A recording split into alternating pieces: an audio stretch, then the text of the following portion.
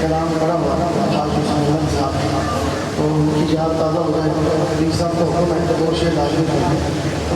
मेराज शरीफ के हवाले से इसे पूछना चाहिए। मेराज वाले आका मन में बसा तो से प्रीत लगा